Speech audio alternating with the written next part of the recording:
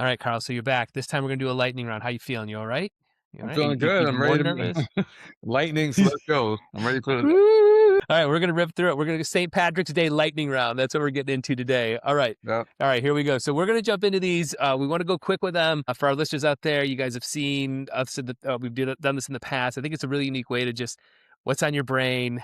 Just let's hear what you're thinking right now. Okay. All right. So we're going to start off with number one here. So Uncle Waithley, grandfather, great grandfather. How old was he when he passed away? Uncle Waithley, grandfather, 100 years old when he passed away. 100 years old. I wasn't expecting that. Holy cow.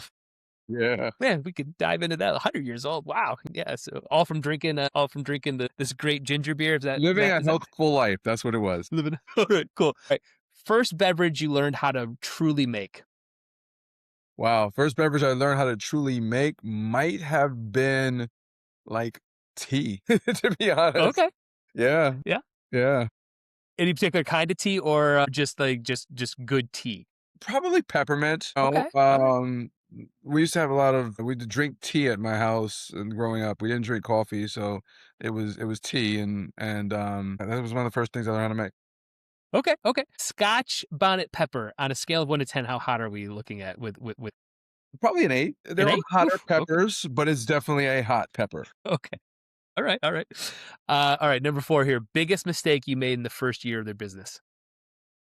Biggest mistake I made in the first year of my business was probably, um, I wanna say we trusted a co-packer to solve a problem for us that they weren't capable of solving, and Mm, so we were having essentially pasteurization issues. They didn't know how to pasteurize the product, and they were trying to do it and not using, they didn't have a tunnel pasteurizer, and they were trying to do it gotcha. another method.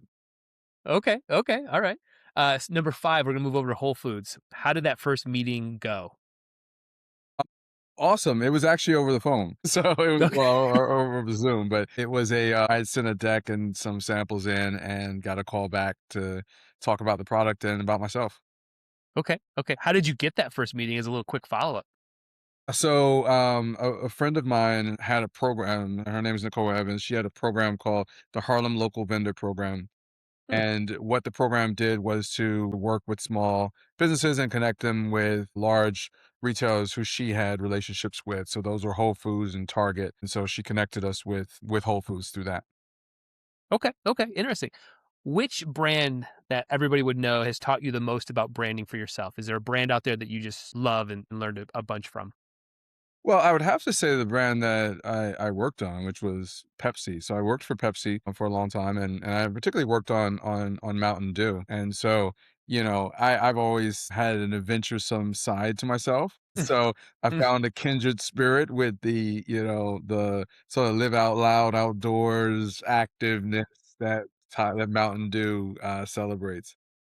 Okay. Okay. Nice. Rum, bar, or ginger beer? Which do you miss most? Well, I have the ginger beer all the time. Okay. All right. Our Solomon and Cuff was our rum bar, and this just it was this 5,000 square foot warehouse space that, I mean, was just we had an amazing program there. People loved it. We were one of the first pan-Caribbean fusion restaurants in New York City. I don't know, maybe in the country, and really at the forefront of what now is probably the most popular culinary trend. Number one restaurant in New York City is Tatiana. There's all these sort of pan-Caribbean fusion restaurants that have blown up around the country, and we were one of the first. So I do miss the aspiration and the vision and the that we put into that space and what it represented for people. And we had a freaking killer brunch, by the way. Right. So I miss those brunches. What's the flavor you're most excited to launch next? So that's a there's I really think that we have an opportunity to showcase how our product lives in drinks. So it's amazing on its own and you get to experience that every day, but we say it also works great in both alcoholic and non-alcoholic cocktails. And Hmm. so I am exploring the idea of putting some of those out on the market. Nice. That's kind of one. I also think that the brand itself, We have our smoked pineapple, we have the Caribbean sorrel, which is hibiscus with various spices. I am excited. I do think there are other great Caribbean flavors that are out there that are underserved in the marketplace, but that are really popular. And according to, I think it was Nielsen, they were saying that mango is the number one flavor for 2026. Hmm. It's a Caribbean flavor, and we have some of the Yeah. best mangoes in the world in St. Vincent. So Right. don't be surprised if you see me playing with that in some way. It won't Yeah. ever just be just mango because that's not how my mixologist brain thinks. Right. But that's one that I've certainly thought about. So this next question almost seems like you might have saw my questions beforehand because my next one was the one Caribbean ingredient that you think Americans are sleeping on. The one Caribbean ingredient, the one Caribbean, the one Caribbean ingredient that I think people are truly sleeping on. Hmm. You know what? That there there are so many amazing. It's a tropical place, Hmm. and so there's so many great fruits and vegetables that are popular in the Caribbean that aren't as well known outside of the Caribbean.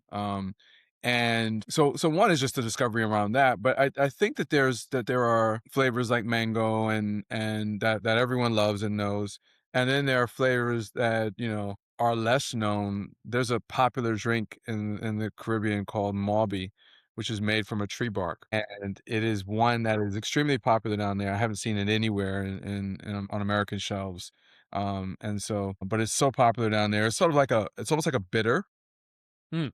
Okay. Yeah. and so that one is intriguing to me as well. Interesting. All right. What's the weirdest cocktail someone has made using Uncle Waveley? The weirdest cocktail someone has made. I don't know if there's a weird one because, from the mind of a mixologist, it's kind of like, does it work? Do the flavors Yeah. Yeah. come together in really compelling ways? I've tasted some really amazing cocktails that do. I had a cocktail recently at a customer of ours called the Corner Bar. It's a cocktail bar here in New York City, and they made a twist on a penicillin using Hmm. Uncle Waithley's. Uh, Okay. Served as a long drink versus a short on the rock, and it was phenomenal. Like, I was just blown away by this drink. You know, it you know, in the hands of a good bartender, I don't know if there's anything weird you can do with Uncle Waithley. Oh, but Right. I did see, now that I think about it, there was one interesting thing that I wanna try. There was an article that I saw recently about marinating pork chops in ginger beer. So, I was like, "Man, I wanna, like, ginger, some heat with the pepper over a pork chop." That sounds, like it could be pretty delicious. Yeah. So it's funny. We're all getting ready to do some Easter hams coming up here. Do you think like some ginger pineapple and marinating it in the ginger beer might be interesting on a ham? Hell yeah, I mean, Huh. and then you add it I in because what we also have in that smoked pineapple is the anise flavors. Yeah. So we have star anise, we have, aniseed, and we have fennel, and so you have the smoked pineapple, you have this sort of anise flavors, which would be really good with the ham, Yeah. and then, of course, the ginger and a little bit of sweetness, so I actually think Hmm. that might be the one. Well, I as somebody who smokes a lot of meat over here, and I'm responsible for those around the holidays, Yeah. I'm gonna make my own little mental note here in this podcast. Hey, I might have came up with something right there. Let's I think let's you try that. did, I really think you did, and Yeah. I've seen your 5 Five for Friday. 5 Yeah. for Friday, Yep. and Yep. I've seen some of the recipes. Yep. I'm looking I forward cook to over here. seeing a smoked pineapple Uncle Waitley's Yep. Yep. Put marinated. that on the Instagram. Absolutely. Pork shoulder, marinated in smoked Oh, pork perfection. shoulder would be so good in that. All right, all right, all right. All right. It's just after lunchtime here. I got to eat after this. So, all right. Moving on. Number 11. Fundraising on WeFunder harder or easier than you expected? Actually harder, than I Mm, expected, and the reason why is because WeFunder has, a friends and family sort of community round that I don't know if you call it a community round, but it before you can launch on the platform, you have to hit a minimum threshold of 50,000 raised from your friends and family. But you also have this sort of catch-22 of how you can promote that, what you Mhm. can actually say about that, um, and they're reservations, they're not actual investments. Mhm. And so there's a bit of confusion, for you have to explain that to folks. Like, Yeah. this is just a Yeah. Yeah. reservation. And then you have to hope that they actually do convert when you move over from a reservation to an investment. Yep. And that's a lot of education, Mhm. an education hurdle that you have to sort of break Yep. through. And so I found that to be probably the most challenging part of it. Yeah. Once the campaign goes live, there's a lot more tools you can throw at it than Yeah. before. So, that's probably been the most challenging. Okay. One thing you wish you knew before becoming a CBG or getting into it, I should say, a CPG company. The one thing that I wish I knew before getting into launching a CPG brand is how I'm chuckling at myself, but is is how critical capitalization becomes to hitting growth metrics and Mm. targets. Yeah. And so it's a very different, to launch a venture style business than a cash flow business. So my Mhm. entrepreneurial journey to this point has been in opening bars and restaurants. There's a heavy capex up front, but it's a one-time investment, and you look at it as getting to the point where you're generating cash flow that over, the life cycle of the business. Mhm. And with a CPG investment, you're not thinking about that. You're building a brand that can ultimately have an exit, or even just building something that will eventually get to the point of delivering cash flow. But that's way down the line, and scaling up, if you want to be able to be an investable brand, you have to hit growth targets. You have to be able to show a certain rate of growth that's accelerated over a short period of time, and that requires a lot of investment. Particularly when you're talking about scaling at retail, you Mhm. can jump into distribution, but if you haven't done the things to be able to create velocity, like driving, like merchandising, having a pricing, a promo plan, you haven't invested the dollars, you don't have the dollars available to be able to, to merchandise effectively to make sure your product stays in shelves, top of the retailer's minds, etc. Then being able to deliver that growth over and over in a repeatable way becomes very difficult. So scaling requires CPG, and particularly in beverage. Beverage is extremely expensive. It's expensive to move, not a lot of shelf space, so it's expensive to get on shelf. There's usually an Mhm. expectation of free fills, or, there's a lot of cost there. Yeah. Um, Okay. so Gotcha. Yeah. Canned or bottle, why did you choose what you chose? bottle, because our product is all natural. It's a really beautiful product, particularly when you do that little swirl and you see all the flavor in it. But I wanted people to see how natural it was. I wanted people to see how good the good ingredients that were in there. I do think a can has its place though. And when I Mhm. think about some of the innovation that we'll do in the future, particularly when it comes to e-commerce and shipping, a can could be a fantastic package.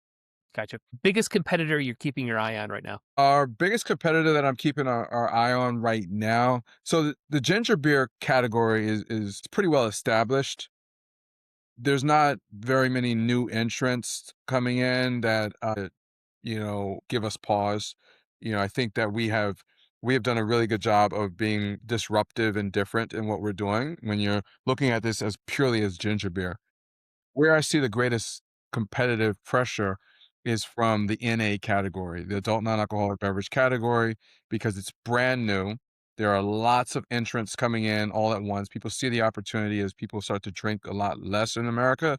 There's a growth in sort of non-alcoholic, and there's a lot of creativity going in there. So that's where I see the greatest competitive pressure in what the creativity and the new entrants coming in through NA. Gotcha. Who's your dream brand ambassador? A dream brand ambassador. Well, Rihanna. She's That'd be a Caribbean. good one. No, she's Yeah, that'd be a great one. she's Caribbean. She's from Barbados, the Yeah, island right next to right. mine. Yeah. And she loves ginger beer. When she was pregnant with her last child, she kept talking about posting how she was enjoying drinking ginger beer. So, Rihanna. Another one, Lewis Hamilton. Mm. Mhm. Um, you know, Yeah, um, again, he's Caribbean descent. I think his family's from Grenada, if I remember correctly, which is also near St. Vincent. yeah, And, just an amazing person, a race car driver, so he drives, yeah, all it makes the most yeah, sense, yeah, it makes sense, yeah. right, right? So those are 2. Okay, okay, yeah, those are great. One word to describe your beer, your ginger beer, I should say, you know? Yeah, so one word would be, besides fantastic, I don't know, authentic, Yeah. delicious, maybe nuanced. I like It that. has That's a good one. stopping power. Yeah. So it makes and the reason that that's so meaningful to me because every good cocktail a good cocktail has stopping power. You wanna stop you don't Mm, just, like, you don't it's something that you wanna take your time with and enjoy. yeah. And we are an alcohol adjacent brand, and so for us having stopping power and being this drink that's just that you want to kind of like take your time with and really enjoy, that is, I think that's the essence of what we are. That's cool. What do you think your grandfather would think about all of this, all the stuff we're talking about, all the stuff you're doing right now? I think you'd be really proud. My grandfather grew up in St. Vincent. He didn't have a lot of money. He lived in sort of like these, like just basically he grew up like it was a house made out of sort of mud and I say mud, but he grew up in it was like a tin roof, it was, and so it like definitely didn't grow up with money, definitely kind of Mhm. like on the island. And to go from that to having your face on a bottle all around America, but beyond that, you're on it for a principle that was really important to you, and that was because of his passion for healthy living.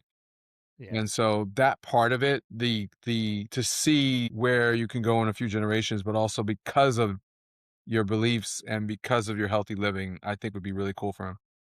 that's great. Well, Carl, I appreciate you taking time out of your day. We did it. We got through the lightning round. I thought you did a great job on these. Where can people dive in if they want to learn more, if they've listened to this point? So there's three great places. You can check us out on social at Uncle Waithley's, or you can follow me at Mr. Karl Franz. And then our website, UncleWaithley's.com. And then, of course, as we are raising, we're on WeFunder. So you can go to WeFunder, look for search Uncle Waithley's, and we're there as well. Awesome. Well, Carl, I appreciate you taking out of your day. Love the story. Thanks for participating in our lightning round. Let's get back to raising money and go keep making some great ginger beer there. Great stuff. And you Appreciate gotta it. let me know when you try the smoked I am go. apple Listen, pork I shoulder on guarantee the it. grill. Listen, I cook for myself and our friends that we travel with. We're the ones that get together on the holidays. I assure you, it's not. Yeah, It's it's right here. percolating. All right. All right. It's gonna be good, man.